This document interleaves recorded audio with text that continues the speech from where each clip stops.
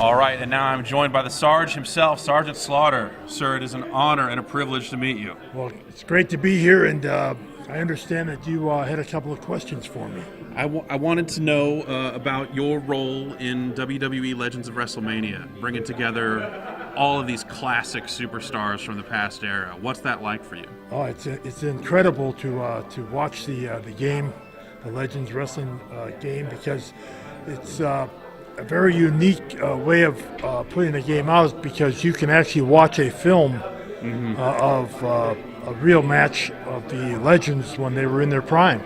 And a lot of the younger generation of wrestling fans, especially WWE fans, never saw the Legends perform. So for them to see that real match and then go into the game and take that character and put it up against another character, I think that's very unique, and it's incredible the way they made everybody look like the superstars that they are. Your match in the game, you'll be taking on Hulk Hogan, recreating it's WrestleMania 7. Was it 7? I believe it's 7. Yeah. 7. Yeah. What can you tell me about that match back when you were in it? What was that like? It was really a rough time. I was an Iraqi sympathizer. Yeah. And you ever think about going back over? I mean, the Iraqis are the good guys now, so maybe you were just ahead of your time. Yeah, maybe. Yeah, with all the threats, death threats, and bomb threats, and everything else that went on, I guess people didn't enjoy the way I was portraying my character. But it was a rough time. We just decided that Hulk Hogan needed an opponent, and I had just come off of the G.I. Joe cartoon series, and where you got to be one of the parts that make up Serpentor. Yes. And so along with other great world leaders. Right. That's another honor. Yeah. A lot of people don't know that. To see that happen, come true, and see what happened with the Hogan Slaughter going to the game now. Back then, we had spoken earlier that we were going to go in the Coliseum, 104,000 fans, to break the record of Detroit WrestleMania 3, but because of all the threats and the death threats and bomb threats, they decided to go indoors and not to go for the problems outdoors. But it was one of those matches where I could have won either way. The referee counted a little fast on me a few times, and especially on the 1-2-3 finish. Yeah, they're all Hogan fans at the end of the day, aren't they? Previously, you had kind of worked as a producer and kind of worked with kind of the current television stuff. Now, what did that entail? Were you kind of like helping the younger generation kind of get better at wrestling, better at doing their jobs? Right. Yeah. Even the Shawn Michaels and the Triple H's, the Undertakers, they all watched us coming up in the ranks of professional wrestling, so they would ask us questions and ask us to watch their matches and point out anything that I would do different in the match, and that was part of my job, and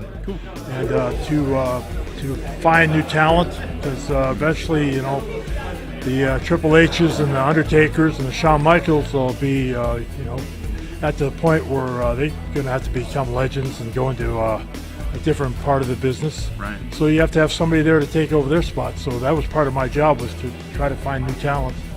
And to do that, you'd have to go out and go to all the indie shows and things like that. And the best way to find out how good somebody was is to get in the ring with them. So that was a lot of the job that I did.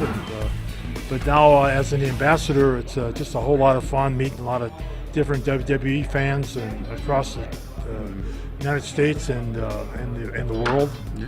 Having a good time with it, watching the children and going to hospitals, seeing the veterans. Right. It's a lot of fun.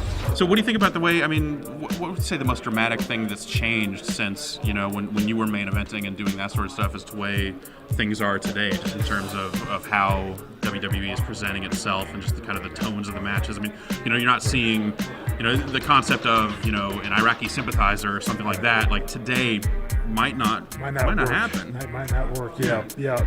Well, I think the whole key behind the success of the WWE the last probably 10, 12 years is Vince McMahon went out from behind the microphone and went backstage and became a director. And that's what really changed it, because he was back there taking 100 different characters, and in his mind deciding what they should be doing, Right.